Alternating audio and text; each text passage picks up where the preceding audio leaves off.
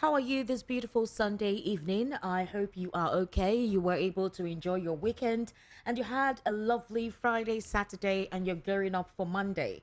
Tomorrow, on the political spotlight, we get to look at issues across Nigeria's socio-economic landscape.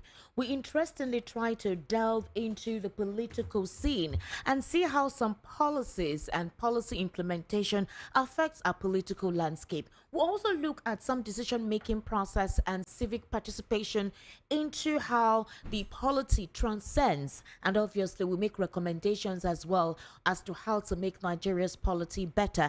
On Voice of the People 90.3 FM, this is a platform where you're able to intellectually express yourself, give your recommendation to issues in Nigeria's national polity, and how some international events could actually create a different dimension in our local politics. And I'm sure quite a lot of you who have been following us on this program have been able to gain a lot in some insightful conversations that we have. Currently, we will actually be having this conversation physically as well as virtually. So I would implore you to go to our YouTube channel. It's at Voice of the People 90.3 FM.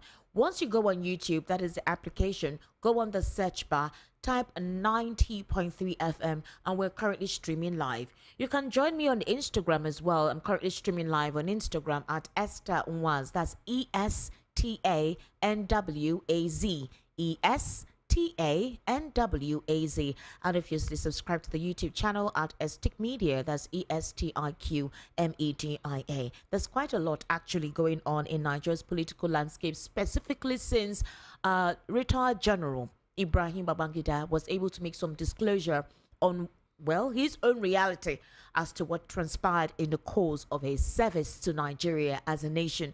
And it has actually set quite the conversation across every stratosphere in Nigeria's political landscape. I'm talking about those who were part of the Civil War, those who were told the story of the Civil War, those who were born after the Civil War.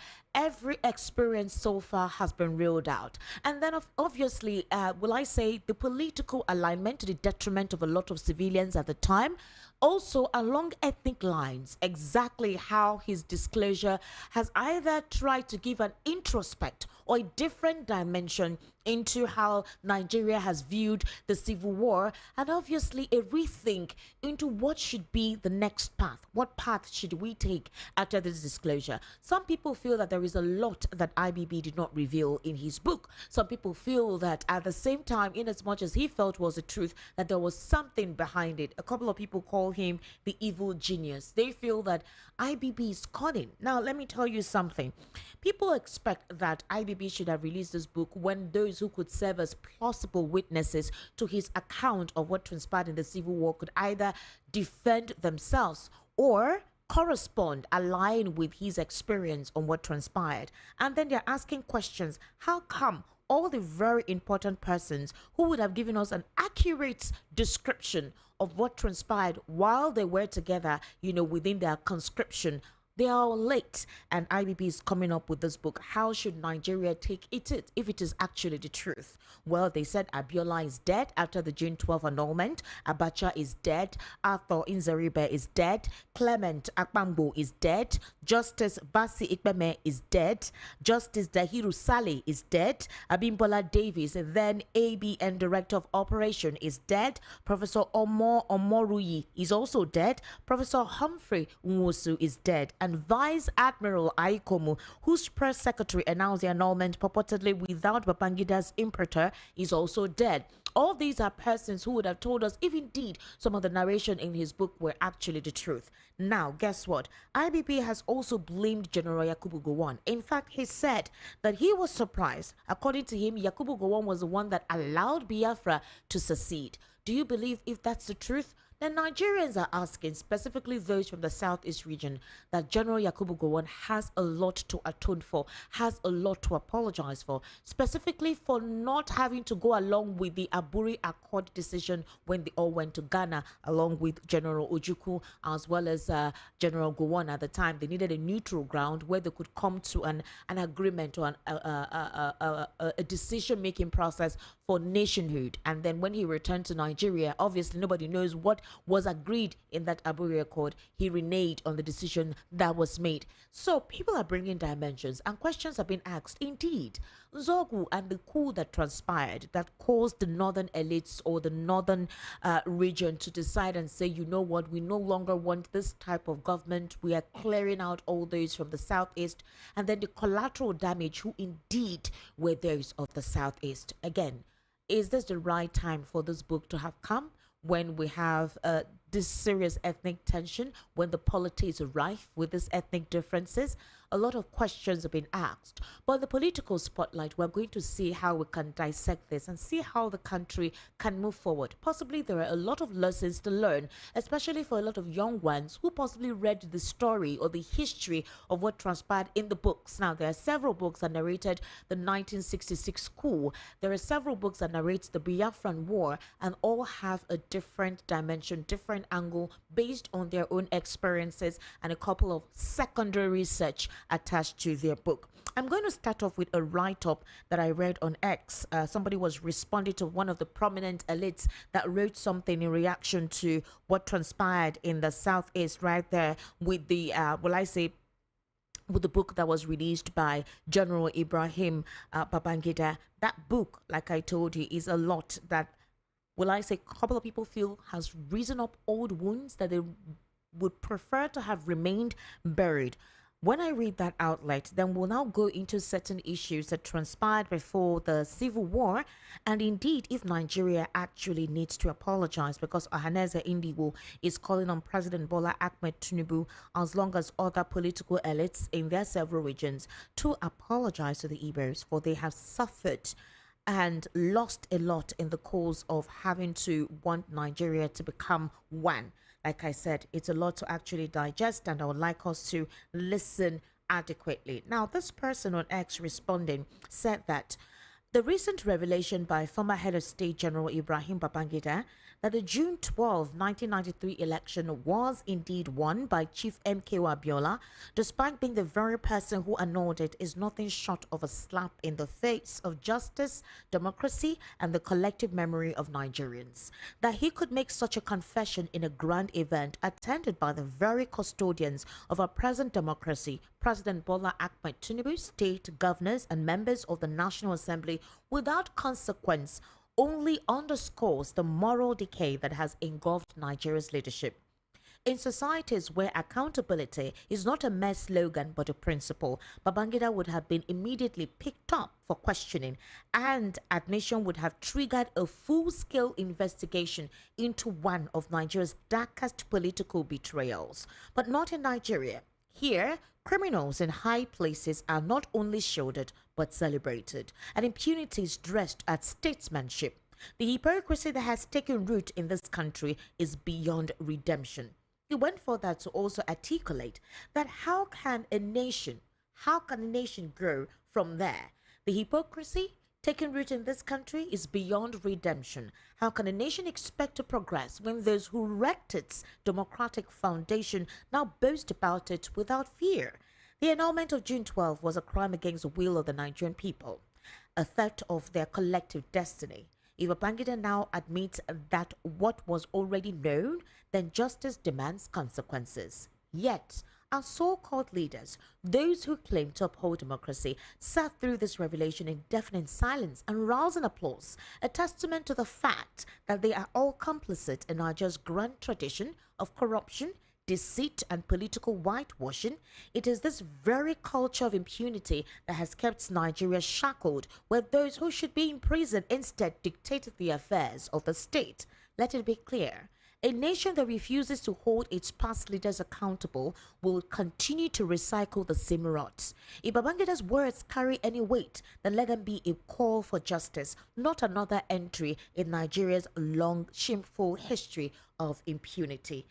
This person was actually responding to Magnus Abe on X, and a lot of Nigerians could actually relate with that particular write-up. Now, in the quest of the, couple of revelations in that book, specifically page 39, The Apex Igbo Social Culture Organization, Ohanaeze Ndigbo, they have actually called for a stop to all forms of entrenched vindictiveness, cruelty, and deep-seated animosities towards the Igbos in Nigeria following the revelation of former military leader General Ibrahim Badamasi Babangida that the January 1966 coup was not an Igbo coup.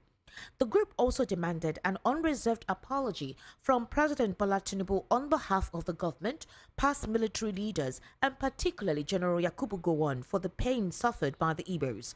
The Ohanaeze, in a statement on Sunday by its Deputy President Mazi Okechukwu Isuguzoro, said it's time to put a stop to the narrative that Igbos are anti-Nigeria's progress. Isuguzoro maintained that the erroneous promotion of the 1966 coup as an Igbo coup has brought about catastrophic consequences, hatred and ethnic targeting against the Igbos in Nigeria. The Ohanaeze therefore commended IBB for his bold and historic assertion that the January 1966 coup d'etat was unequivocally not an Igbo coup.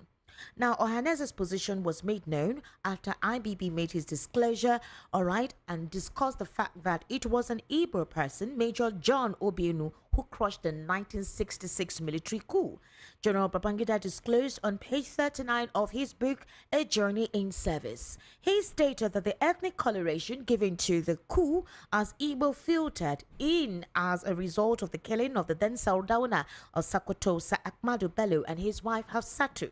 Based on Babangida's submission, the Ohanaeze has now demanded an apology to the Igbo nation by President Bola Tinubu and Nigeria as a country for the long years of trauma suffered by the region and its people. Now, the question is it that those who were part of what transpired at the time do not know that an apology is needed? How could Nigeria decide to move ahead from this? A lot of persons have their account of what transpired during the Civil War, post the Civil War, and how the imbalance in the political terrain when it comes to representation, specifically from the Federation for the Southeast, in terms of they have been regionally, will I say, amalgamated. They have, in terms of the political scene, they have been isolated on several occasions. Economically, the the landlocked region has also created a lot of issues for economic development, for tourism, for cultural representation, and all whatnot. It almost feels like there was a grand scheme long ahead to ensure that that region doesn't actually raise its head up. But if we want to be objective in looking at this issue as to what transpired before the Biafran War, the 1966 coup, the counter coup was what made a lot of Nigerians react. When there was a revenge coup after Hafsatu was killed, the revenge coup was beyond what anybody could think about. I want us to listen to this particular recording of an interview of Forsyth. He was a British national who tried to come experience the war, especially from his own angle. He gave an account during an interview then, because the British government was giving a different story to the British media, to the international media, as to the true state of things in the country at the time. And Forsyth came to give his own narrative as to what transpired and what exactly was on ground then. I want us to take a keen listen to the interviewer and the interviewee. There was Mr. Forsyth was one of the persons who was on ground. He followed the Biafran army and he gave his own personal account of what he witnessed during the war, and he gave a perception of what he considered was coming from the Nigerian government way back then, obviously being headed by General Yakubu Gowon. So let's patiently take a listen to this. It's important for us to use this history to have a logical analysis of the conversation this evening. We're not trying to reawaken any old wounds, but we want to dissect categorically how that war created a political imbalance. Mutilated our political structure, aligned, gave a particular discoloration to an ethnic group, which obviously the generations who were not yet born are suffering for the consequences up till now.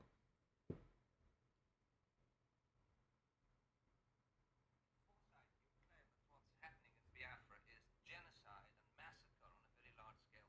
What evidence do you have for this? It's mainly threefold, partly my own eyewitness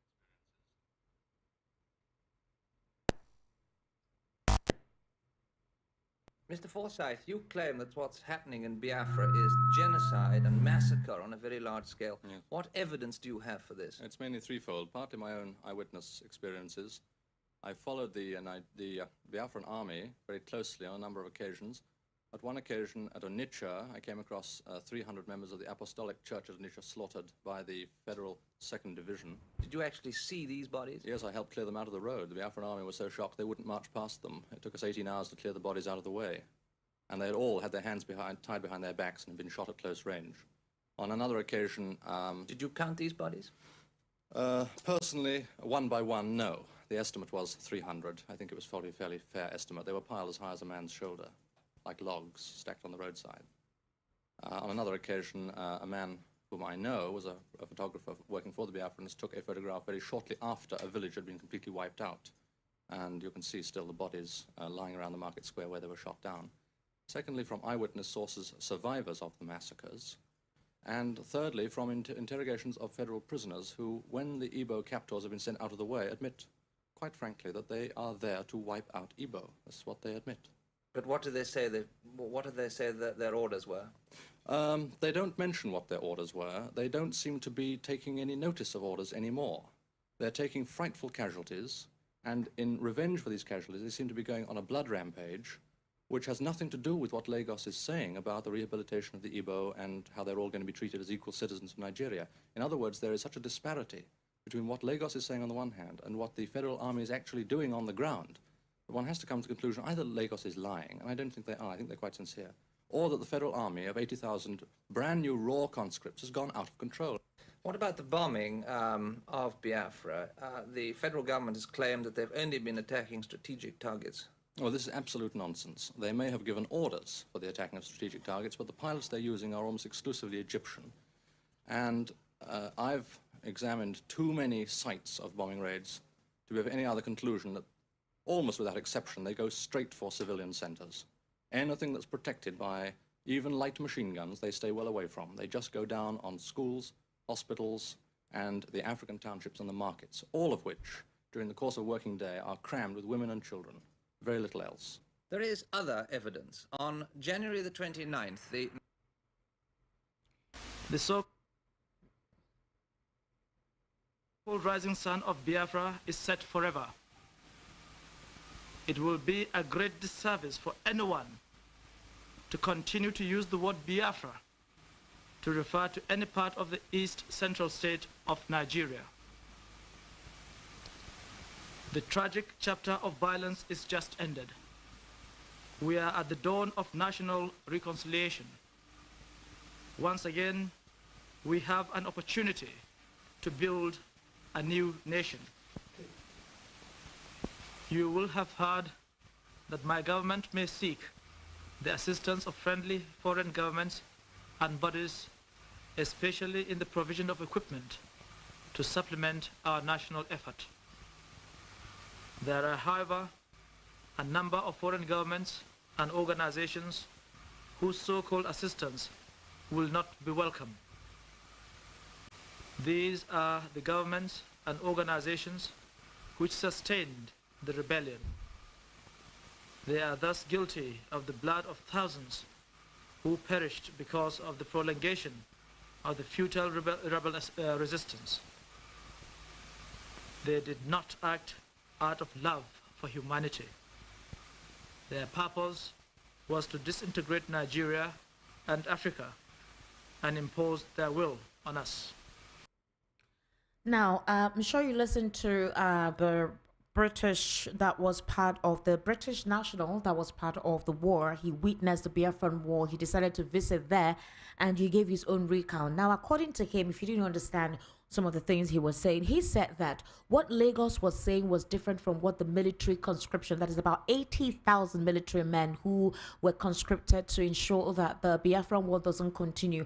The orders they were carrying was completely different because he said it was a bloodbath. There was so much civilian casualty. They weren't necessarily targeting those who were fighting. They were targeting the women and the children. Talked about the fact that they went to a church where they saw people praying all of them, about 300 of them, were brought in, their hands tied back, and they were shot at close range. Bodies piled as high up until the shoulder, and other events across the southeast like that transpired. Now, before we even go into that, what caused the secession? What was the call for secession? The counter coup, the program in 1966. Now, before then, they were already disgruntled. The disgruntled was the fact that there were talks from every other region that the Igbos liked to dominate wherever it is they find themselves.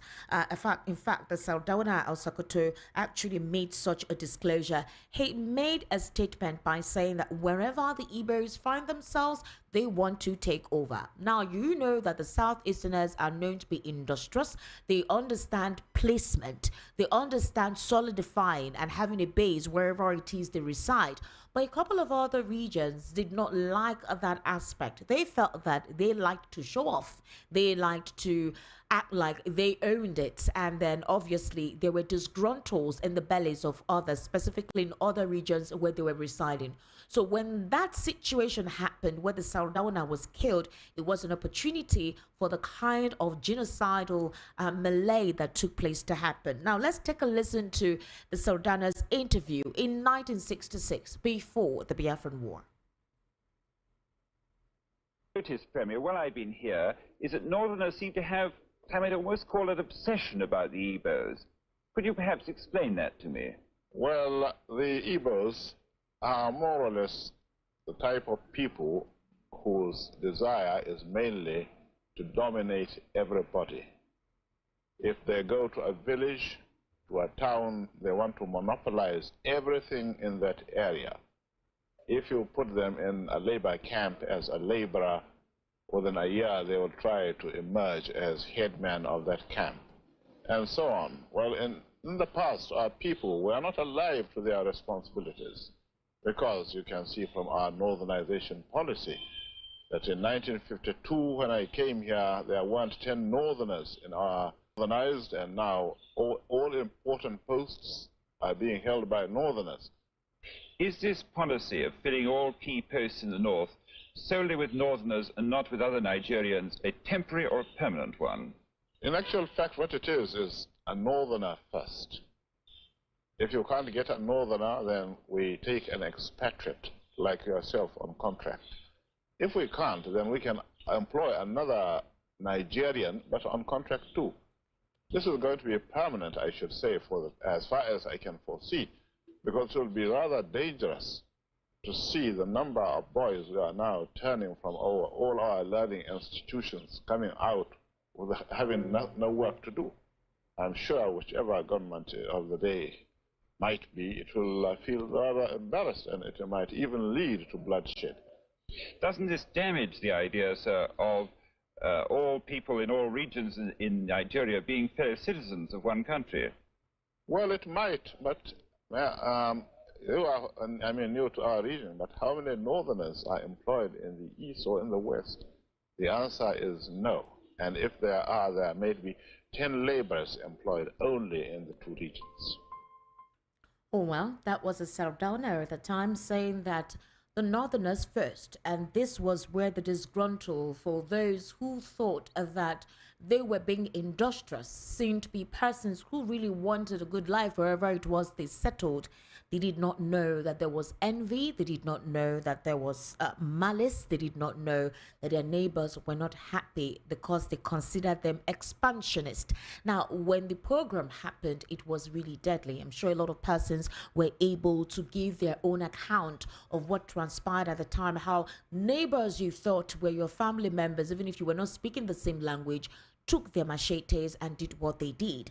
This book actually created an opportunity for a lot of Nigerians who did not really understand history to go back in time to read. And a couple of persons are asking, why did IBB come now for this? What exactly was the concept for this? A couple of people feel it is a good thing that he's coming out to make all of these statements because the vindictiveness, the ethnic discoloration against a certain region has created a problem and a shortcoming for that region. Now, former chairman of the Nigerian Human Rights Commission, Chidi Odinkalu, has accused the former military head of state, General Ibrahim Badamasi Babangida, of telling lies against dead men and women in his autobiography, A Journey in Service. Was he actually telling lies? He was giving his own perspective and his own experience during the coup and the civil war. Now, IBB's regime is controversially remembered for the annulment of the June 12, 1993 presidential election, which was won by Chief MKO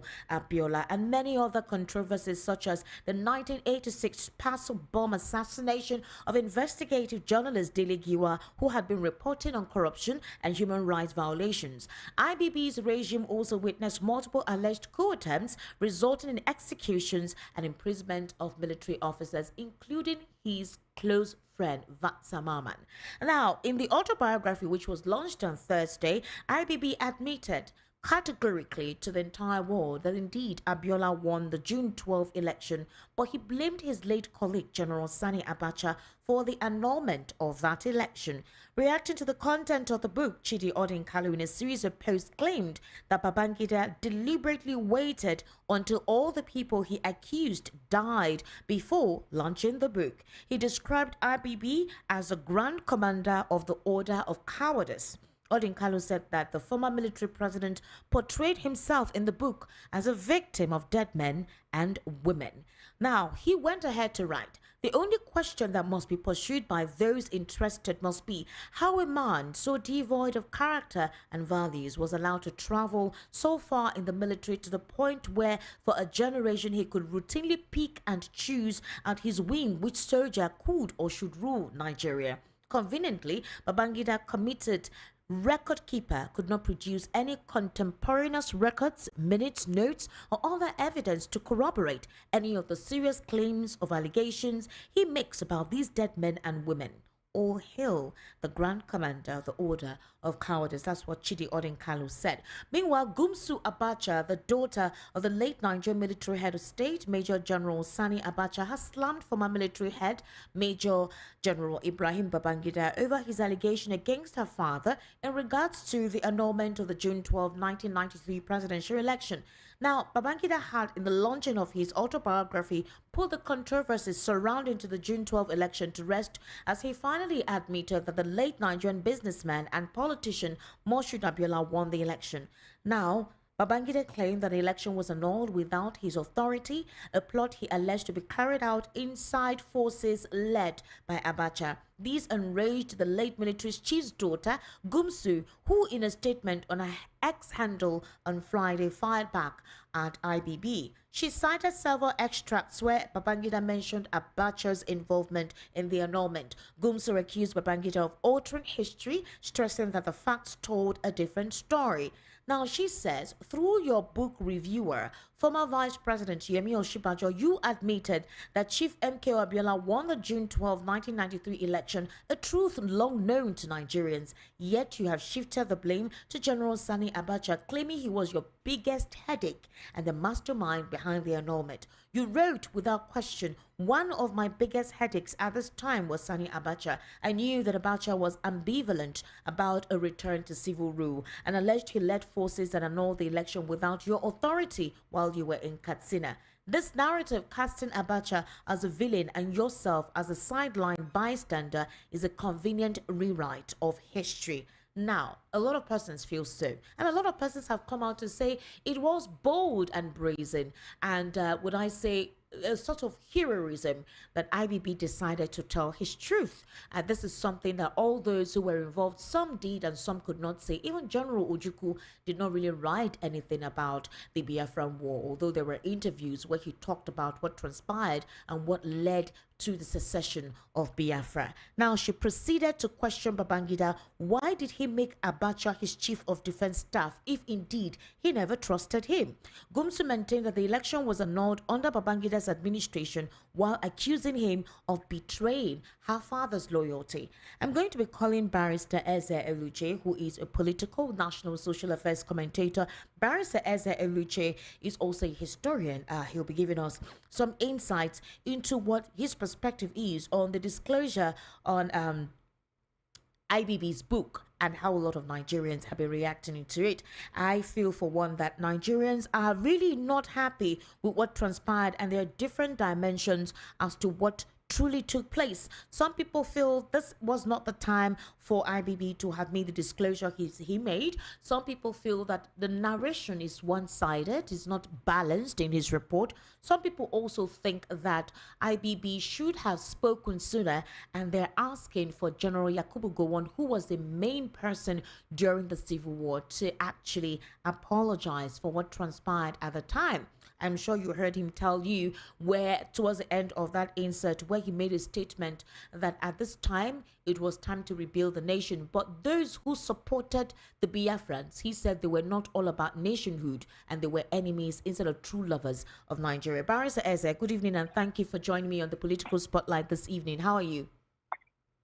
Yeah, good evening. How are you? I'm fine. Thank you so much. Barrister Eze, there is a lot actually going on since IBB wrote his book, or rather made a lot of disclosures. And specifically of note is the 1966 program and the civil war that took place after the coup, especially the secession of Biafra. IBB gave different narratives in his book. You know, a couple of people feel he wrote it like he was a bystander, that he wasn't a true participant of what transpired since annulment of the June 12 election. And they're asking General Yakubu Gowon to come and apologize to the Igbos. Now, there are some people that believe that the Igbos do not deserve any apology. After all, they were the ones who caused the civil war. If they hadn't done what happened, or a certain set of persons hadn't done what happened, they wouldn't have experienced that. But a lot of persons experienced casualties. There were some who protected the Igbos, specifically in the southwest, who actually called for the cessation of the war. But then there are endemic issues. Ever since the Civil War, the Southeast has been sidelined, they've been maligned, there have been ethnic discoloration against them, there have been censorship, economic, will I say, there's been a lot of economic limitations and a lot of underrepresentation in that region. How do you describe IBB's disclosure? Do you think he's a hero for coming out to say what he said? Do you agree with some of the narratives in his book, or what your own angle is as to what truly transpired?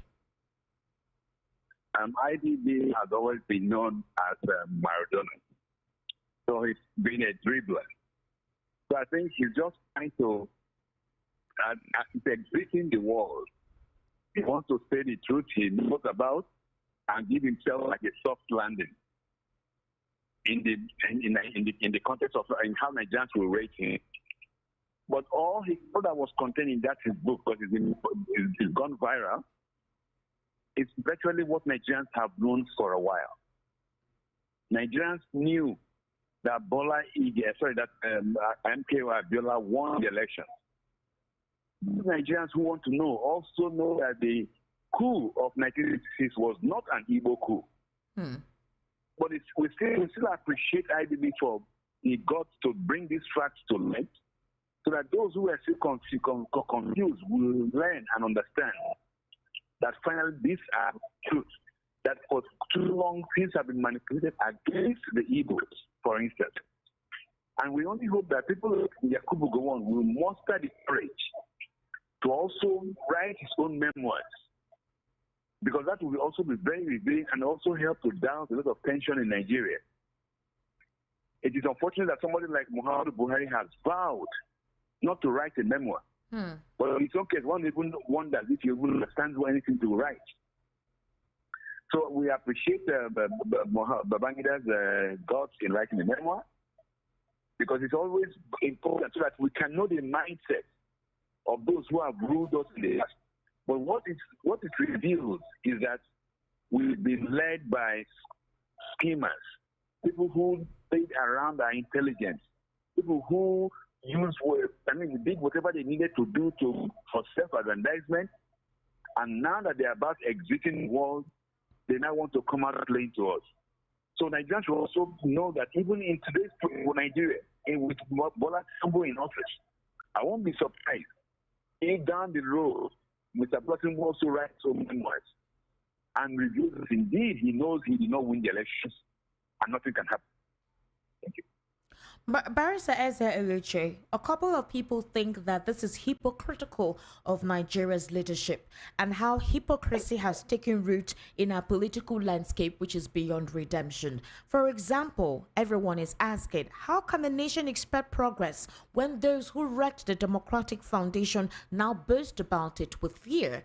For example, IBB wrote his book, revealed all that transpired and the anomaly that took place, and there was an applause given, encomiums are given. Even you were celebrating him. He got about 17 billion naira from that book launch. Daily Faritimi wrote the criminal justice system in Nigeria. He was handcuffed and placed in detention. These contrasts when it comes to exposing the rot in our polity and celebrating those who were part of it is a disparity that Nigerians are talking about that will continue to dampen the very progress of our democratic dispensation. How do you react to the fact that most other people were there who came out to express their gratitude? There was even somebody who came out to express the fact that he benefited from the regime of General Ibrahim Babangida, and others who came out to talk about his prowess when it came to privatization and opening the borders for investment in Nigeria's economy. They praised him in that regard. But the issue underlies the fact that who will answer for the blood that was shed during the annulment of the Abiola War in 1993? Who will answer for the unnecessary killings of those who actually were just basic casualties of the civil war and have suffered the consequences of it? Who would answer? Who would take the punishment for that? Well, what Nigerians have to realize, what has been proved by the mammoth crowd of ex-this and ex-that that graced Babangida's book launch, is that from the 60s, from the Gowon school to date, Nigerians have been ruled by the same crop of people. They have manipulated us, they have done coups, they have changed rulers, they have won elections. It's all the same characters.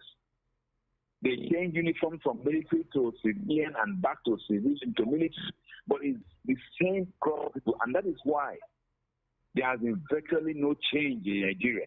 It has been a gradual downward spiral, so that everybody who was there doesn't speak well of Nigeria. It means that the same pattern, the same gang have ruled this country. And when you listen to the testimonies of the best people who are giving Babangida money, it was like a padi affair. After they came and said, "You made me, you picked me out, and Yes. you made me special." But they also repeated the same thing. The boss guy also said the same thing. These were characters who were enriching by these rulers, and they're not anything special. They didn't achieve their wealth by means of expertise in any field.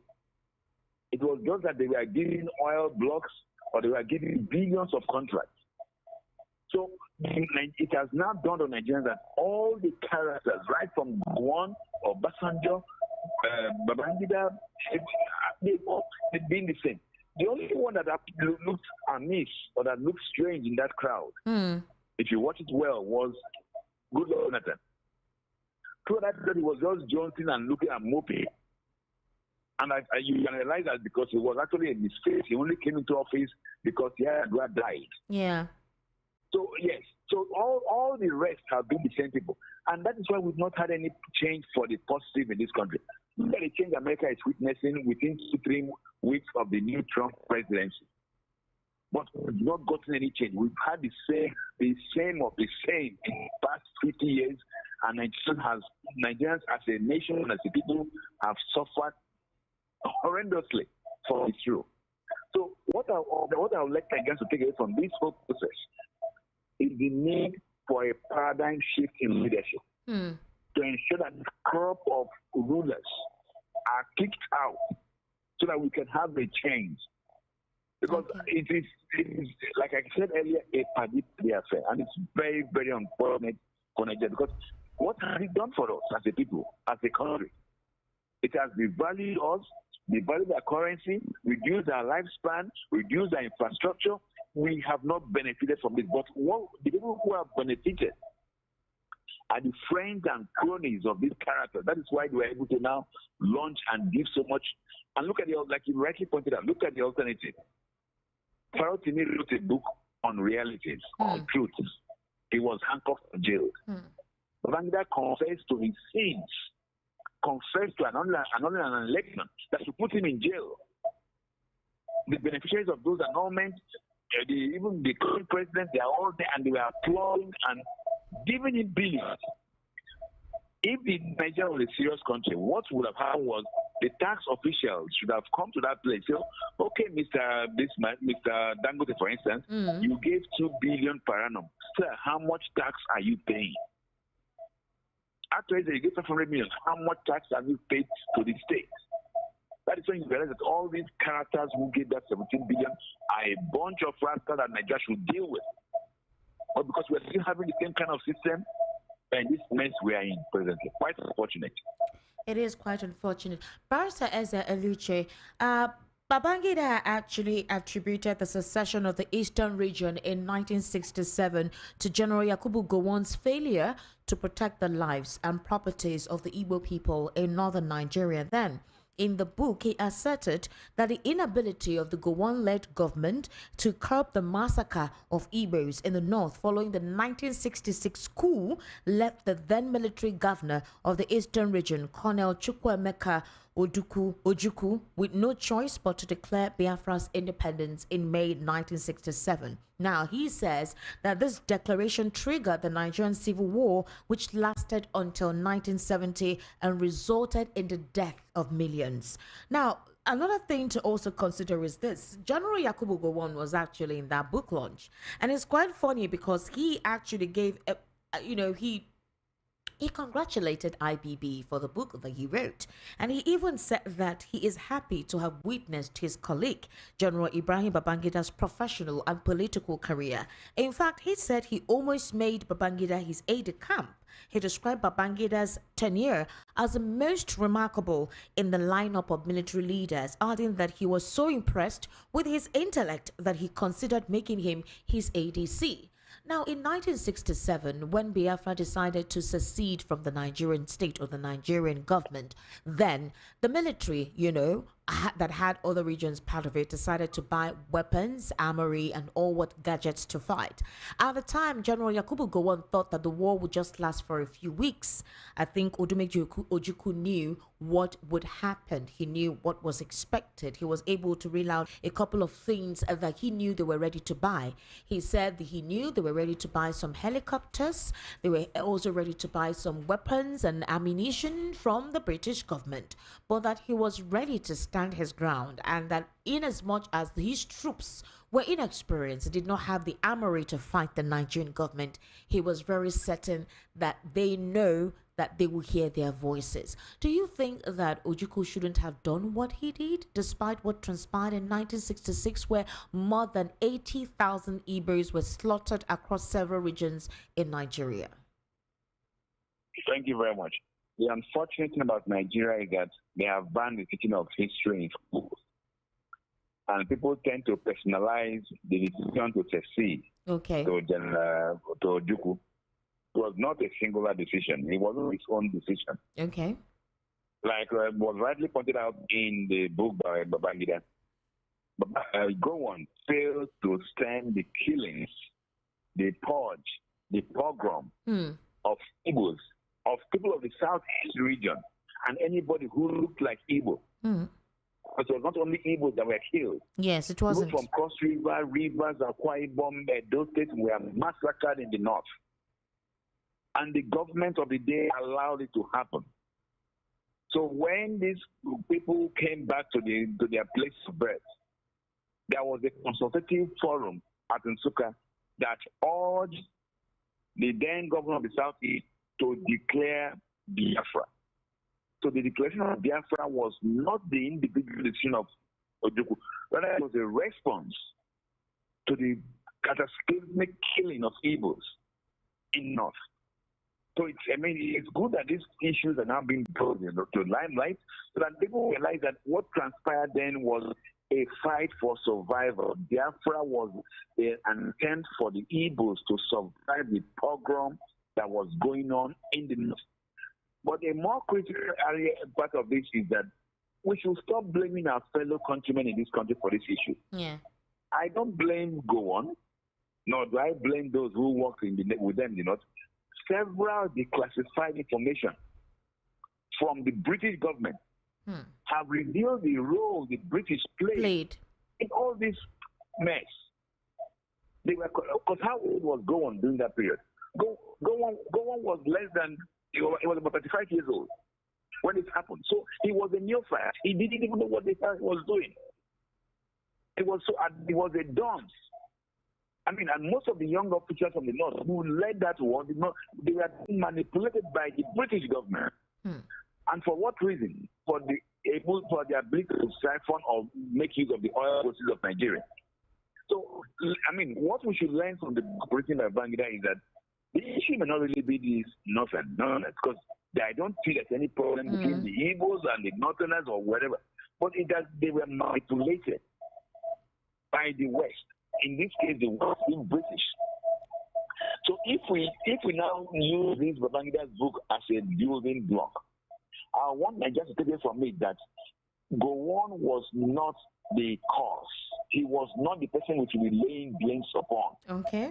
But they were used, they were manipulated. And as things are happening now, we are seeing evidence of such manipulation going on in Congo DRC. Yes. Happening in the Sahel states. I mean, Niger, Burkina Faso, and Mali. Yes. So let us stop this idea of the Igbo man saying the Alpha hates him or the Fulani hates him. We should look at the issues pragmatically and realize that these guys have been used. And once we realize that, the Nigerian problem is solved easily. It's for us to now overcome these tribal sentiments that have been infused into us and be able to address and tackle the real cause. And as things are happening now, we can get ready to have an international order. And I mean, it's good that even Britain is now feeling the pinch, because somehow Trump will set up most of the situations in proper perspective. So that's my view on that. All right, Barrister Eluchie, I thank you so much for giving us this insight. The reason why we went back in time is for us to really understand, right, why we're having this conversation now. It wasn't in the polity up until his book, which was released on Friday, and a lot of speculation, or will I say gray areas, that a lot of persons who were not part of the experience were brought to light, and that's why it's setting up the debate in Nigeria's polity. The reason why it is intrinsic on the from the book that he wrote and the conversation that has emanated from there, or the debate that has emanated from there, is because of the fact that there is a political imbalance when it comes to representation. And I like the fact that you were able to talk about that, where there is a deep-seated hate. And if Nigeria is to progress and we cannot come together to fight this corruption, to fight this imbalance, regardless of the region that you come from, how then do we appreciate our ingenuity? For example, there are some of the Igbos who are not happy with the Yorubas, possibly because they feel the Yorubas colluded or were cunning or did not help. But if you look at the war at the time, they helped to protect the Igbos in the southwest. They helped to secure their properties. They helped to ensure that that absolute extinction wasn't even there. And there was a protest in Lagos at some point when they had stopped food from getting to the southeastern region for, you know, those who were residing there at the time during the Civil War. So there were a lot of Nigerians from other ethnic groups who were on the side of the Igbos at the time that pogrom was ongoing. How do we ensure that that resonates now and we can call for nationhood and unity? While this Igbo, Ohanaeze Ndigbo, is asking President Bola Ahmed Tinubu and IBB to apologize to the Igbos, what about those who actually suffered along with the Igbos, irrespective of their ethnic region or their ethnic identity? Let me give you a personal experience. Okay. My late father, some of his properties were protected and the rents collected, during the Civil War. Yes. By his Yoruba neighbors.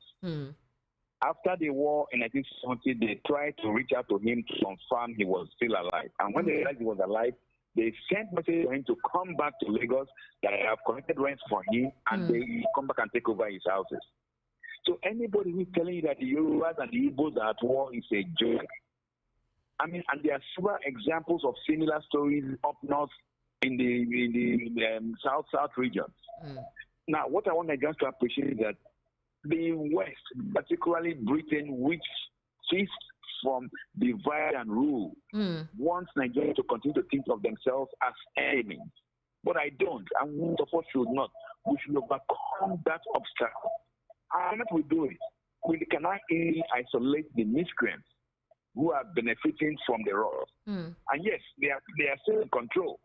But then, I will assure you that the Fulani man from Gambarungala or the Borno man from Mainji, or they all have the same problems. But they use the issues of religion and ethnicity to divide us for their own benefit. Now, for Ohanaeze to ask Babangida to apologize, I think they are still falling prey to the same traps. Babangida has done his bit. He has set the record straight. He has stated the facts, the best of his knowledge. It is for the rest of us who want Nigeria to prosper to build on it and to look at evidence that, look, the issue is not A or B or C, but perhaps external. And that is the way I want us to look at it. And we only hope that others can be motivated by Babangida's example to write their own memoirs and truthfully. It's also important that they should write it truthfully and altruistically. Because at his age, Babangida's got all the money he wants. I mean, he's just writing for posterity. He cannot be trying to contest any elections. He's not writing to favor the Igbo or the Yoruba or the Nupe. He's just writing because he wants to make peace with his maker, Allah. So, I mean, I appreciate, we should appreciate what he's done, and use that as a building block to move Nigeria forward. All right, Barrister Eluchie, thank you so much for giving us your insight. We would like to take calls and reaction. However, I sincerely do appreciate you for your broad perspective and your objective analysis to the issue being raised so far. Thank you very much. It's my pleasure. Thank you so much. Now, just before we go, I would like us to listen to late General Ojukwu on his own reaction to the Civil War. And if you had watched the documentary, he seemed a little bit let down. You know, he wasn't happy as to how things were going. But let's just listen to him before we begin to take reactions. Imminent. You're quite right. It will for us be the price of freedom. Our people here have for a long time been prepared for this eventuality, and I am confident of their readiness. I think that when it does come, that the people on the other side would be surprised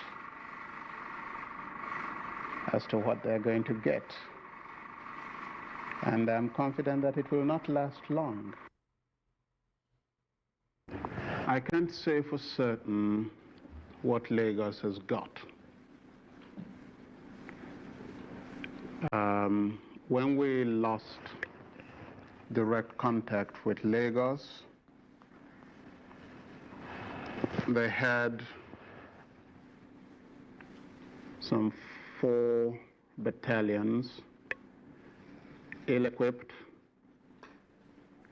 and I know that they have been purchasing a lot of arms since, and I know that they have negotiated and received a few armored vehicles.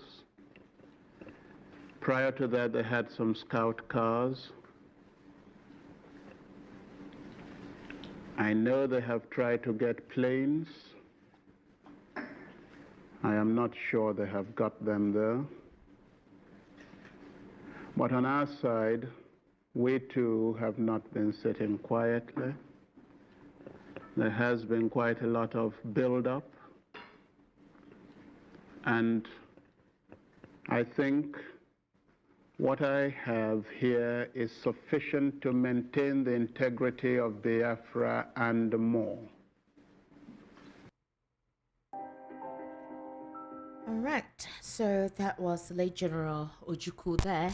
He was actually quite confident of the Biafrans, even in the eventuality if the war actually broke out. He also mentioned what he already knows was being purchased by the Nigerian government. Now, a lot of Nigerians actually say that Ojukwu did not do well in having to look after the interest of the people, for that he allowed his people to die, and he was able to go on exile, I think, to Ivory Coast, because those were nations that were supporting the Biafran war, or rather the Biafrans. You had Haiti, you had Ivory Coast, you had Namibia.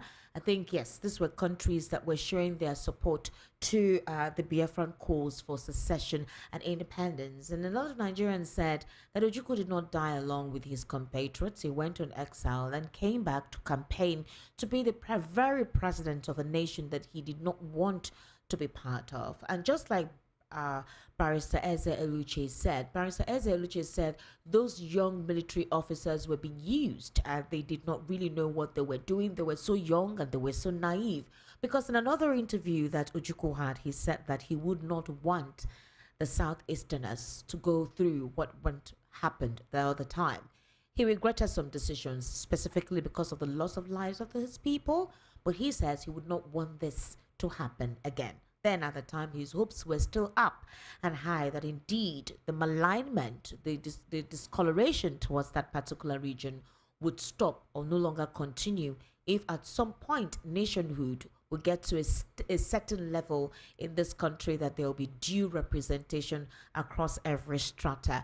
It's time for me to get your reactions right here on the program. You're listening to the Political Spotlight. My name is Esther Ojukwu. We're currently streaming live on YouTube. It's at VOP 903 FM. You can join us there. For some of you who are asking the question why we've been discussing this, well, that is basically what has been going on in the political scene since Friday that this book was released. And another thing that set the tone for the conversation were all the political bigwigs that were in attendance and the applause that was gotten. Obviously, across board, there have been debates and reaction. General Olusegun Obasanjo was also there. You remember Operation Tailwind? That was a final stroke of the civil war. Obasanjo was actually the one that was at the forefront of it before the Biafran war ended. Operation Tailwind, you can actually read about it. That was his conscription. He was the one in charge of the troops. He was actually asked to go into to capture the final state in the southeast before the Biafrans actually gave up, where Gowon tactic, no victor, no vanquished. He was there, and General Olusegun Obasanjo told IBB that, you know what, there'll be debates, but I do not want you to pay heed to it. So again, these basically is why the conversation is hard. We're not looking for a means to resuscitate or refresh old wounds. It's like an ulcer, but it's a time for us to move on now that it's out there that it was not an Igbo coup as has been tagged all this while, but it was something that should not have happened, that actually took us way back because development stalled. Some companies that were being worked on, the steel and mining company, all of those efforts were stalled because of the war. So how do we go ahead from here? How do we move on from here? That's basically the conversation we need to have. If you had joined Rufai Oseni this morning, you would have heard him where he said we need to stop the hate against ourselves. It's not going to help for the progress of our nation if we indeed intend to enjoy this country. The number for you to call is 080-0700-903-903-903. Pardon me, in case that number doesn't go ahead. I can hear you. Go ahead. My name is PC Ojukwu from Ojo. PC Ojukwu, can you step away from your earpiece or your hands free? You're breathing so much on it. Can you hear me now? Yes, thank you very much. Go ahead. Commentator, the man record. Yes. I agree with him and I disagree with him. Okay. You know why? Why? They are continue blaming British colonial master for our failure. Okay. This is not true. Do you know why? Why? APC is sponsoring member of PDP to scatter PDP. Why do you want to blame APC? Blame PDP members that are collecting 50 million to scatter their party. Now, okay. The same thing, you cannot blame British to scatter Nigerians. Rather, you will blame we Nigerians to killing and destroying ourselves. I think you got me clear now. Yes, I get it clear now. Thank you. Yeah. Thank you. Secondly, Hello? Oh, wow. Okay. Correctly. Okay, go ahead. So what IBB did, we like it because the hatred, bitterness and hatred towards the Igbo man is after war because of the type that you as Igbo kill. Why is not true? Now IBB have come to clear the air. So I thank him for that, doing that. So thank you very much. All right, you're very welcome. Thank you for calling. All right, now let's set up a tagline. If you call in, we're going to give you about 90 seconds. That's about a minute and a few seconds. So please keep it short, keep it simple. Let's go straight to the point so we can take as many calls as possible and then take your messages as well. Hello, good evening. Welcome to the Political Spotlight. How are you? Hello? I can't hear you. How are you? Hello? Hello, my name is Chinaza, calling from Ojukwu, NNPC Road. All right, Chinaza, go ahead. I've been listening to your program. Okay. I'm a first-time caller. Oh, wow, Chinaza, congratulations. Welcome to the program. Thank you. Thank you. Let me just call you. Oh, okay, Chinaza, thank you so much for calling. I sincerely do appreciate you. All right, the number to call is 0700 903 903 903. Please, if you know the MTN number, you can actually call it as an alternative if the 0700 is not working out for you. And then the WhatsApp number is 0817 1756 338. 0817 1756 338. That's the WhatsApp number. I would implore you to actually call or send your messages there as well. Hello, good evening. Welcome to the Political Spotlight. How are you? Good evening. Yeah, my name is Innocent. I'm calling from Amu of the Place State. Innocent, happy Sunday to you. Please go ahead. I wish you. Please, for this Babangida confession, for me, it's okay. Okay.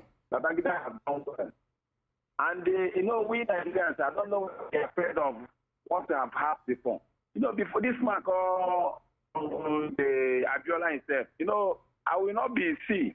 That man, when I'm growing up, I hear that also when the fellas sing in ICT International 60, after I asked, I concluded that this man has hold our, whatever they want to use to make a film, this thing there, NITEL.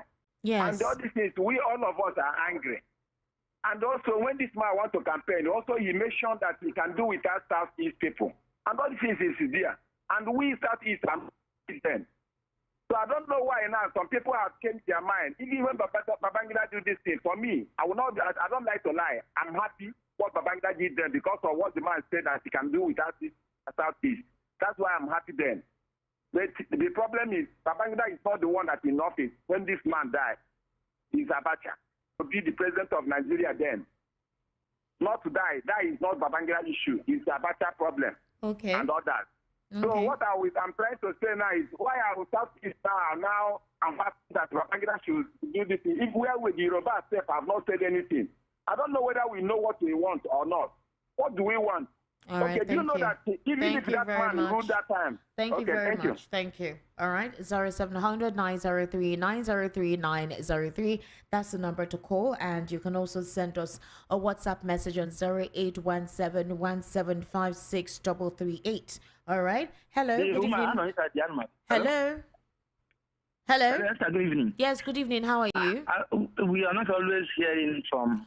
Yeah, but I believe you can hear me. Yes, I can hear you. Yeah, my name is Chike. I'm calling from Papa. All right, go ahead, please. Yeah, I believe that the Biafran war was indirectly war between the British and the Igbos. Okay. So Gowon acted like a stooge. But notwithstanding, the point I wanted to make is that with all these things, what is our own interest as a citizen of Nigeria today? Like me, when the Abiola thing happened, I was not, I was not born then. You weren't born then? The real fact here is, what is our own interest? Okay. With all these things now, with all this exposure now, or with all these things that is going on now, what do we want to do? What do we want to do to make the country better? Okay. Because if we continue to say that that because to of rehash, this, because of to this, rehash this old happened and wounds. this Yes, happened. yes. We are only just complaining that we are not taking any decision. That's true. You're So right. Babangida is the genesis of all this criminality that is going on in Nigeria today. The rigging of election, the corruption, and everything that is happening today started from this military head of state called Babangida. So I think that it is now right time for us now to know where our problem is coming from. All right, thank you. Instead Thank you very much. You've exhausted your time.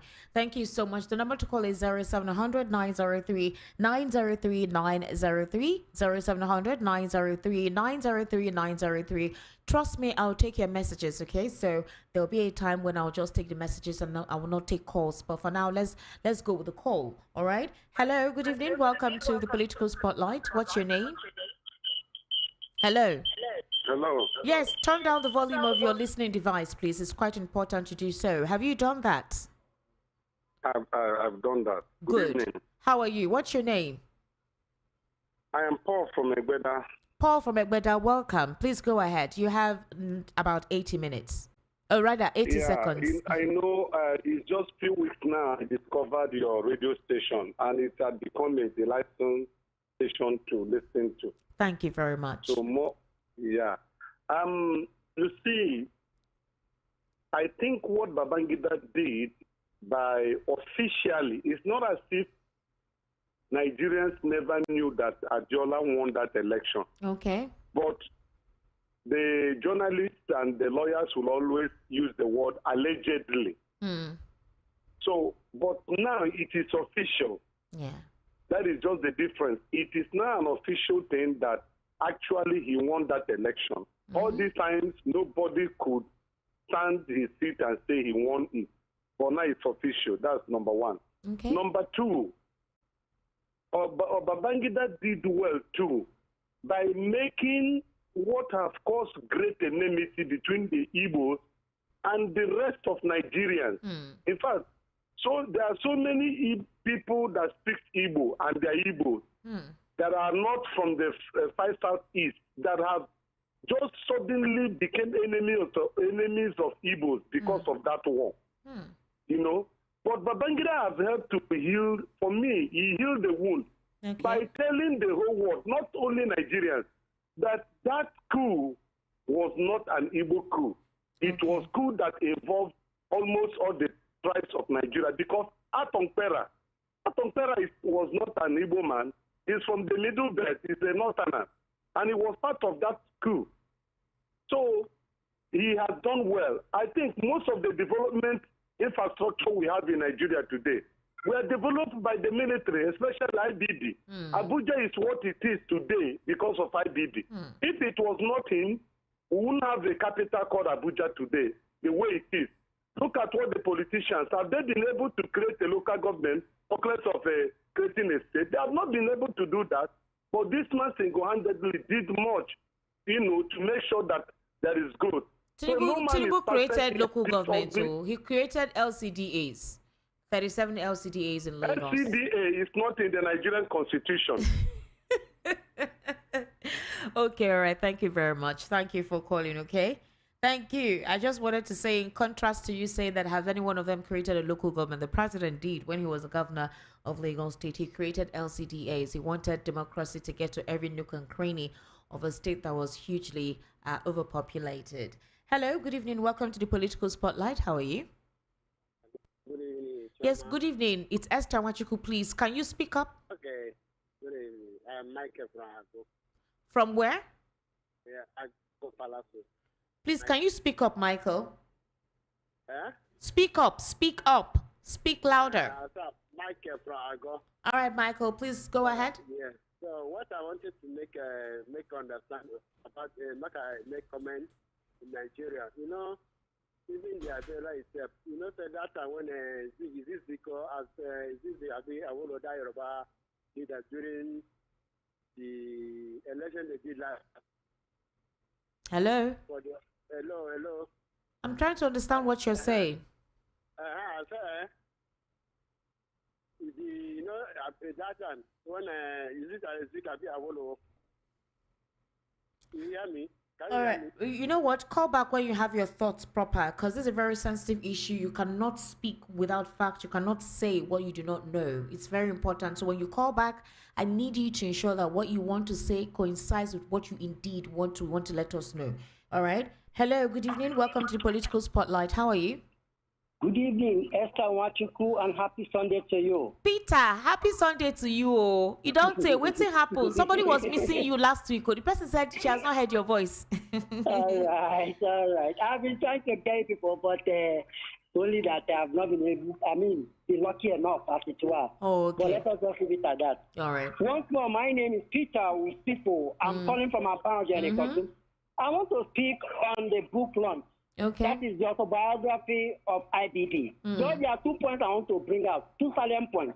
The first one is about the coup and the counter coup in 1966. You will understand that led to the Nigerian Biafra War from 1967 to 1970. Yeah. Remember when the first coup took place? Yeah. The Hausa saw that coup, that those who took part in that coup were moderate, while the Igbos saw them as heroes.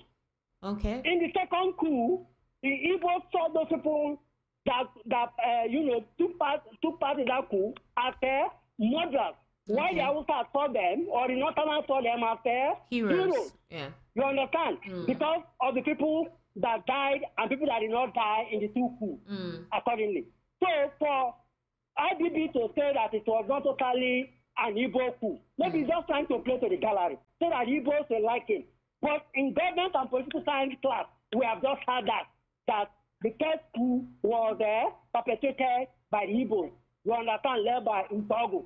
So let us leave that. No, Peter, no, don't say let us leave that. You're saying that you do not agree with what IBB said. You're saying that he said that to appeal to the Igbo, but you believe it was an Igbo coup. Is that what you're saying? My dear Ojukwu, I don't want to elaborate on that because of the time factor. No. You can't just say that and skirt through it. You're disputing what he said because you think he wants to appease a certain ethnic group. You're saying it's not the truth, but that what you were taught is the truth, something you did not experience, and the person who experienced it is telling you the truth, and you're saying what he's saying is to appeal to a certain ethnic group. Peter Osifo, a sensitive issue like that on national radio. It's just like your old video Barrister also trying to appeal to the sentiment of people at the moment because of the election that took place in 2023. You understand? We know what is happening. I don't want to elaborate so much on that. But on the second issue concerning the annulment, he has said all what we want to know. Thank God it's alive when it's now revealed that the election was actually won by Abiola. But there are certain things I want people to understand. Apart from the fact that he lied in certain respects, that Abacha, that was Abacha that made him to annul the election, and that if Peter, are you helping IBB to explain what he said? Are you helping him to say what he said? Are you giving it a different dimension? I need to understand you. Are you helping him to explain what he has already explained by giving it a different narrative? If you allow me to explain, just under 1 minute, I will tell you. Okay. I'm telling you that he has not the election. We should move ahead. He has confessed. Are you hearing me? But the lies he told is that it was because of Abacha, and not only that if he had allowed Abiola to come up, that there would have been a military intervention, which is a big lie. Okay. But do that as it may, conclusively. I don't want Nigerians to be unnecessarily sentimental and emotional when they compare the incomparable. That is 2023 election with that of 1993 election. They're both incomparable. All right. Are you hearing me? I'm hearing you. People now say that one day, either chairman or any other body will come to say that the person that wants 2023 election is another person. It's a different thing. All right. Please, okay. We should not be unnecessarily sentimental and emotional. All right. Okay, Peter. Different things. Thank you very much. Thank you very much, Peter Osifo. I would understand people being sentimental, especially those who were actively affected by that annulment. I mean, those who were part of the riot. People lost their lives in the riot, and all for that riot to seem to be needless. I don't know if you understand the reason why there is an emotional attachment to what transpired. There are personal experiences for persons, so you cannot just tell them to erode it. People lost their family members, people lost their lives needlessly because they were trying to run. Nobody knew where they were going. They were just running, running anywhere, running everywhere, and people died. So you cannot say that people should not be sentimental, because you're saying that all those people who died in 1993 after that election was annulled, they died in vain. They died for nothing. All right. So do not just say that people should not be extremely sentimental about it. I think they have a right to do that. Hello. Good evening. Welcome to the Political Spotlight. How are you? Hello. Hello. All right, kindly call back. It's like you have a network situation. 0700 903 903 903. Don't have it off, 0700 903 903 903. And then you can write a message or send a message to the WhatsApp line 0817 1756 338. Hello, good evening. Welcome to the Political Spotlight. Hello, yes, how are you? Yeah, this is Chike calling back. Okay, Chike, wow. Go ahead, please. Yes, from Abacha. Yes, I want to tell you, Esther, I want to protest personally. It's like this is the high time we stop speaking this malicious, divisive, dangerous Twitter of people call. Hey. This is very, very terrible. Did you listen to what that guy is saying? I listened, and you had my reaction as well. Let this guy be banned for life. Go ahead, please. Go ahead and say what you want to say. I only call to protest. Peter Osifo is a Nigerian. He's entitled to his own opinion. The only thing we would not take is if he spills irrelevance, then we'll have to correct him. Hello, good evening. Welcome to the Political Spotlight. Yeah, good evening, my sister. Good evening, sir. What's your name? My name is Dozier. Dozier? Calling from Somalia. All right, Dozier, please go ahead. I am very happy to hear our former president, IBB, for confessing. Okay. Because it's better he confess when he's alive. Okay. And as well, my uncle, Bim Odmego Ojukwu, if he is still alive, he will be happy hearing this. As IBB can confess his sin by this time. Many people I discuss with, as my friend Yoruba, they will tell you that whatever that is happening in Nigeria today is caused by Igbo men. You are searching for a house hardly for you to get because they believe that you are bad. But thank God that the truth is out today. I thank God for that. Then what can we say about Chief MKO Abiola? At my presence, a guy was shot down at Onipan. I was on top of that beach then. I said that was 93. I was small learning. Today, truth is coming out.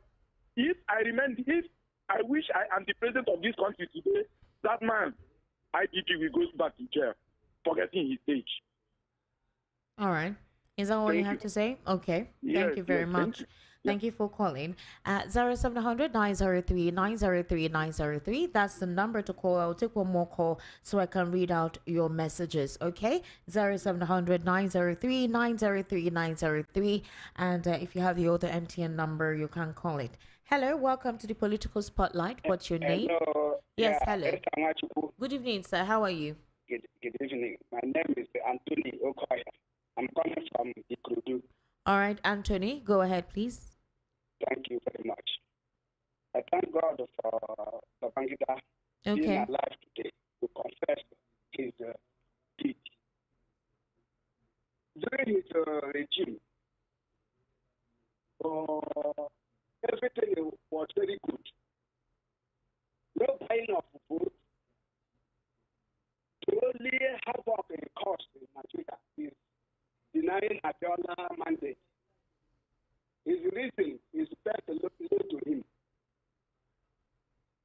I will use this avenue to appeal to him to advise judiciary and INEC to stop whatever they are doing to deny any other person that will win the election in Congress. All right.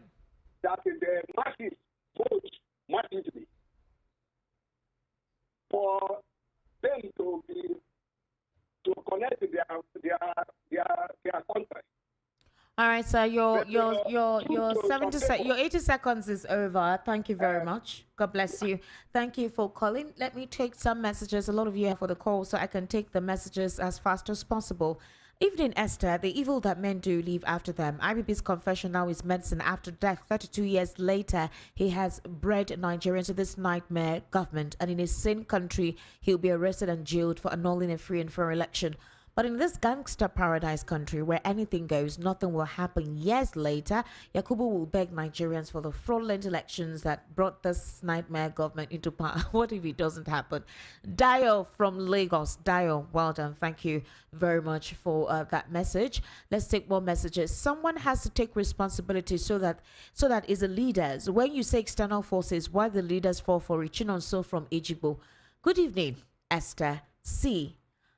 The kind of people who fight Igbos, and the Igbos always come out strong and great. I'm really proud of Igbos. Godwin from Ijegun. Godwin, remember that it was not only the Igbos that died during the Civil War. You had a lot of persons from other regions who also passed on. Okay, so this person, what's your name? You didn't, oh, okay.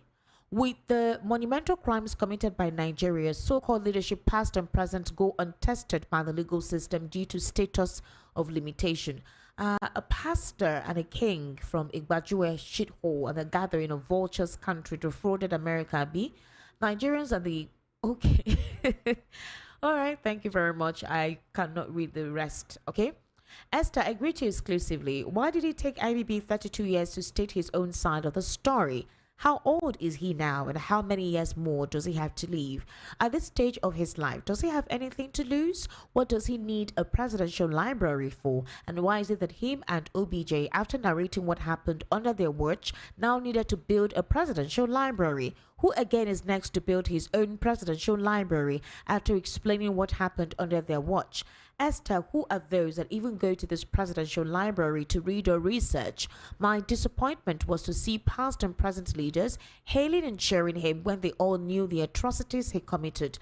I am disappointed in all of them, including Jonathan, whom I admired so much. They are all the same. He should use that money contributed for him to compensate families who lost loved ones. James Obunna from Oshodi. Well done, James. Good evening, VOP. My name is De Ethanol from Otta.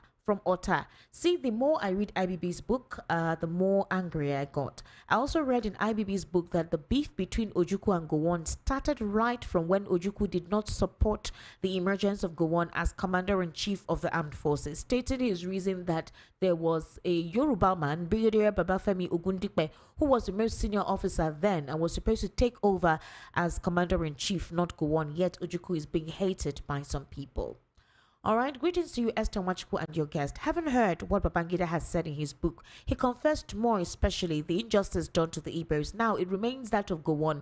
He must confess to the Igbos and seek a way to reconcile with the already broken heart of the Igbos. Again, that Aburi Accord should be implemented to appease the Igbos. Thanks, Daniel from Agege.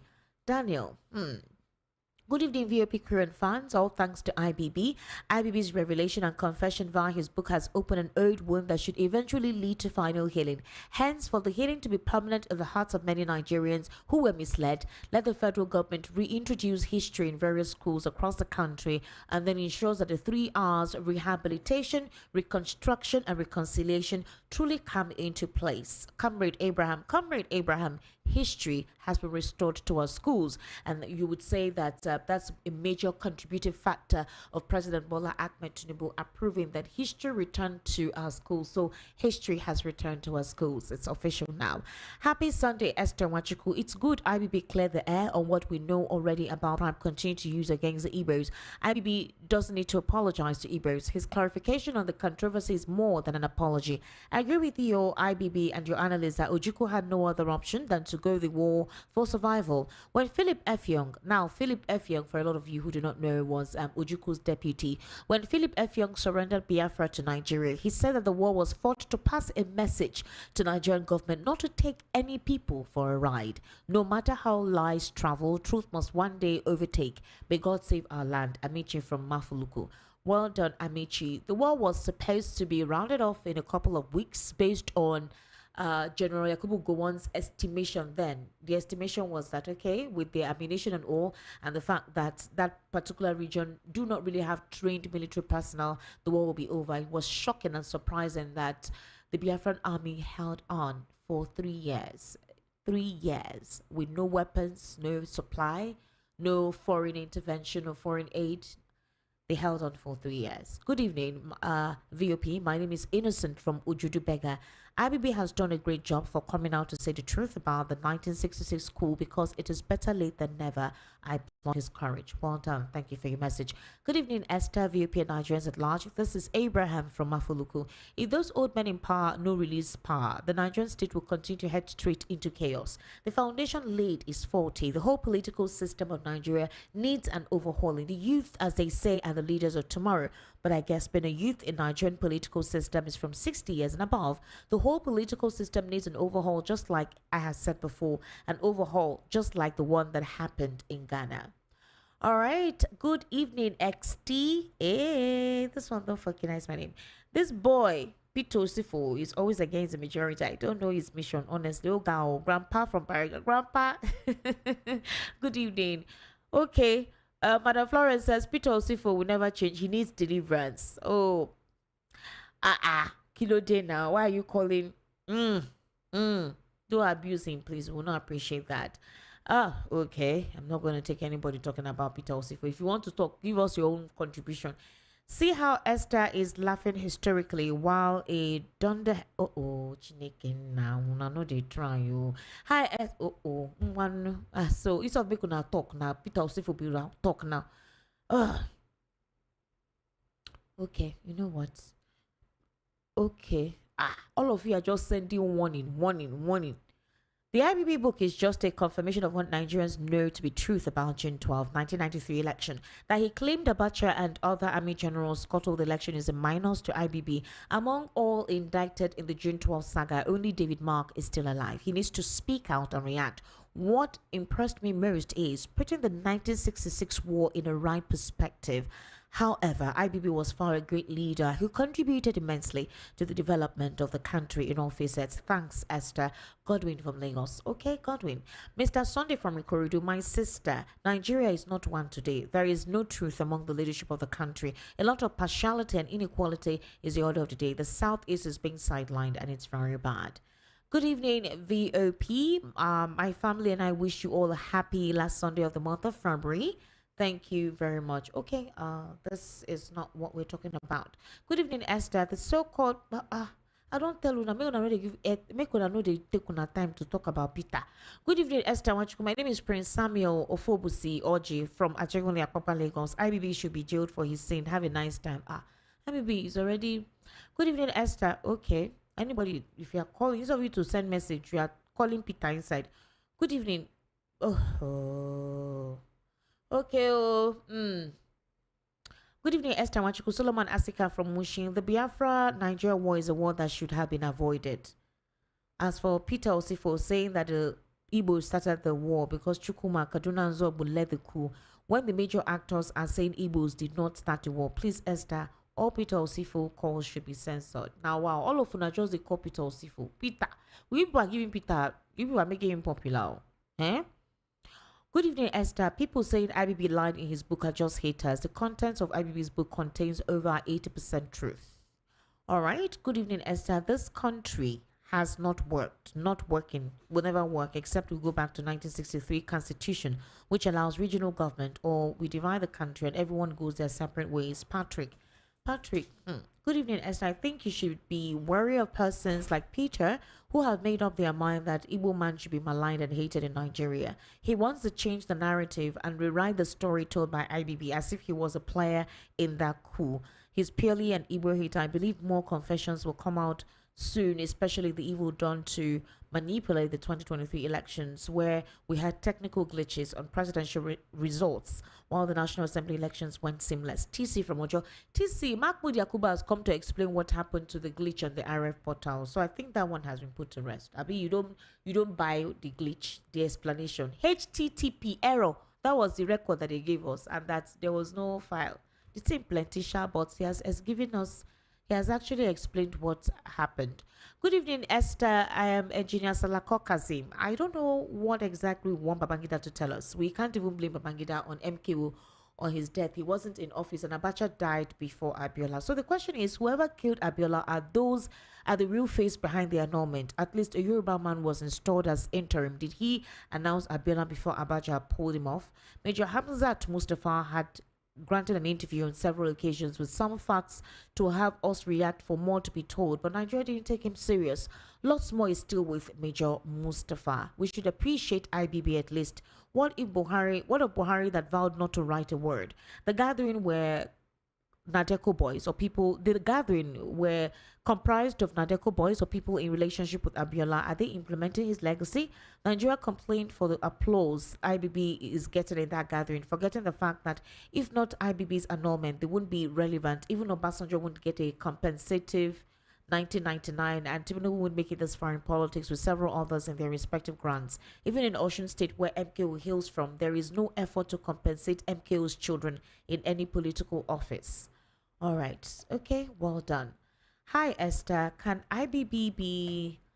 Okay, hi, Esther. Can IBB be recharged in court for treason against Nigerian state? Hi, Esther. Can IBB be recharged in court for treason against the Nigerian state? Carlos Timi from Coca.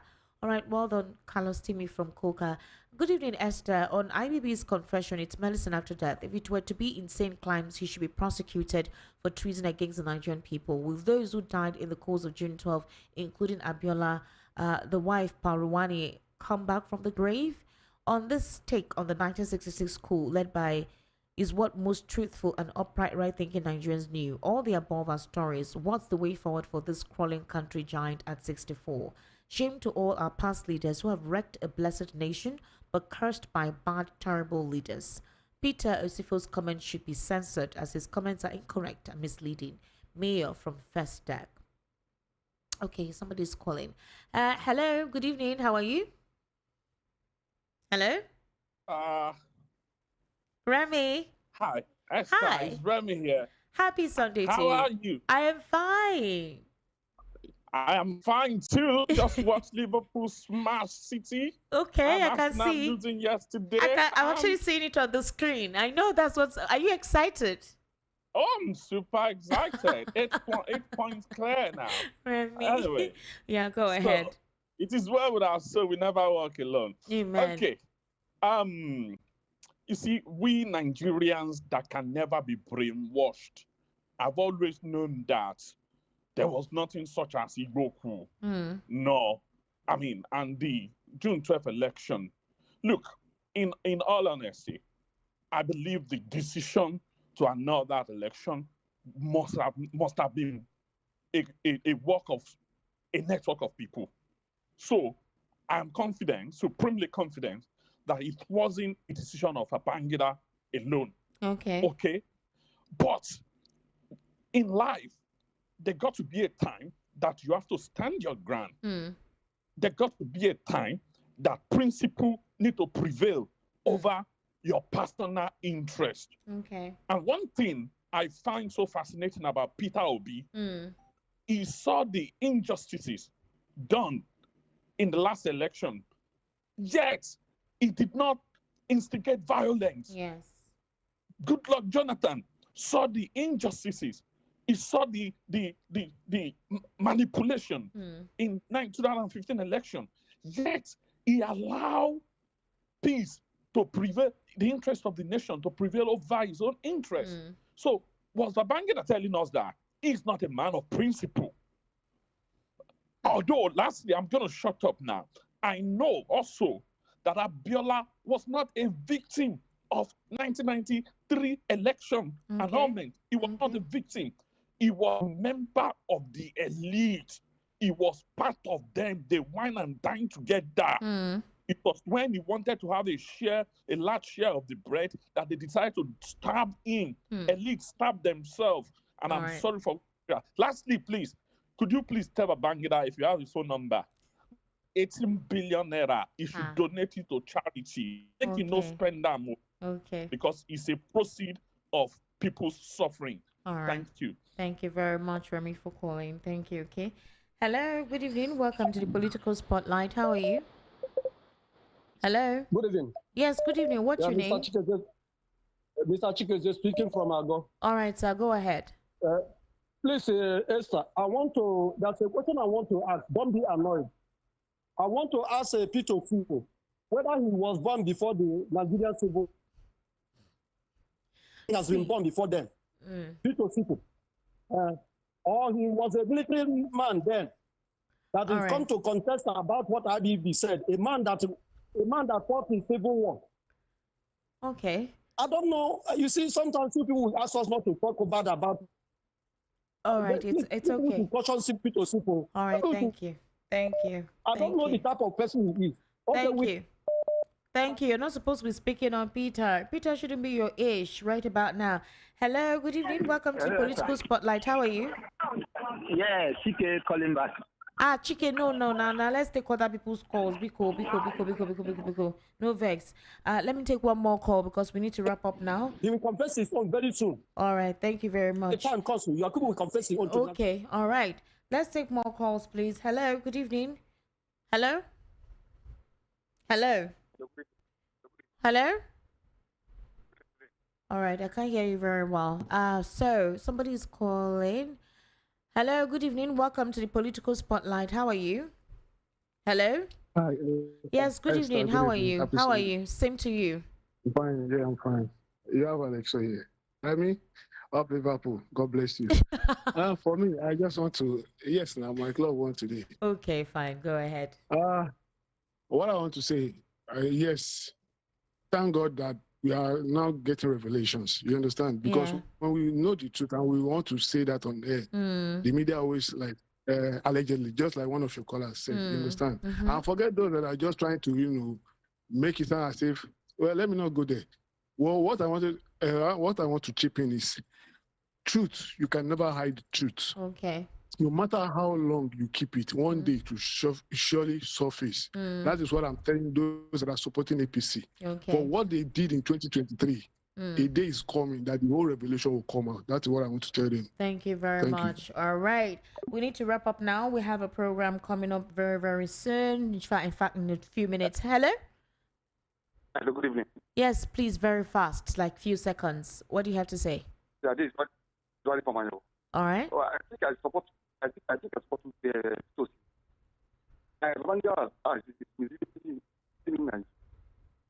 Hello? Is an Ipoku. Hello, I say I support Tosi on net. Sorry, your network is very poor. I sincerely do apologize for that. Thank you so much for those of you who sent messages, for some of you who actually called. We need to wrap up the program right about now. And thank you for the insights. We have quite a lot of messages on YouTube. Why is your guest trying to whitewash Nigerian warlords while blaming their British collaborators? Ejo for Israel, Bobby Uzoma, Peter Osifo don't know Igbos are more than okay. Barnabas Paul, the Nigerian federal government should let Nnamdi Kanu go home because he's been vindicated by IBB. Ekwenche says, while Ojukwu messed the war up by listening to his enemies, okay, Bayo Fabi, Mr. Osifo almost made Esther cry. Bayo, how? I just had to correct some things, okay? I just needed to clarify so he didn't make me cry. Esther Wachiko, you see how insensitive people can be. Someone wants to be more IBB than IBB just for the little he's getting from government. I agree with IBB and Abacha. Before you blame IBB, think. Zara Nadi, think of Ernest Shonikon as interim government that refused to take stand. Bayo Fabi, Remi Chuku from London. Okay, Ekweje, all these elements played a role in his death. Barnabas Paul, there should be adequate compensation to the Igbos for their losses during and after the coup and civil war following IBB's confession. This person says, Bobby Uzoma, Igbos can never be hated. If you hate them, you suffer. Felicia Akintola, the Chibok girls' confession coming up soon by the grace of God. Kelechi Nwandu, and they should give us Biafra. That's what will bring peace. Kelechi Nwandu, IBB has confessed. Gowon, Danjuma, and Obasanjo should also confess. Have you read Obasanjo's book? Go and read his book. Internet has memory. We're fighting for our lives with our hard-earned nursing salaries. Eventually, there'll be Biafra. After what we shall see. Okay, we need to wrap up. All I can say on the Political Spotlight is this. We need to become one. We need to embrace ourselves. Nationhood is the only way Nigeria can thrive. and stop the hate. You heard Rafai saying, stop the hate. The hate is not needed. These politicians eat and marry and enjoy themselves regardless of their ethnic affiliations, regardless of their religious affiliation. They do not care about you in the grand scheme of things. They do not care about you and how you think about them. So why don't you embrace positivity? Why don't you embrace development? Why don't you embrace nationhood? Why would you continue to fight for people who don't know you? That's just the thing. You're fighting for people who do not know you, people who don't recognize you, people who don't even place you in any pedestal whatsoever. So why go into something that is irrelevant, something that is tearing you apart, something that is not developing you economically, something that is not educationally being insightful? Why? All right, we've come to a wrap on the conversation this evening on the Political Spotlight, and you can follow me on ESTIQMEDIA.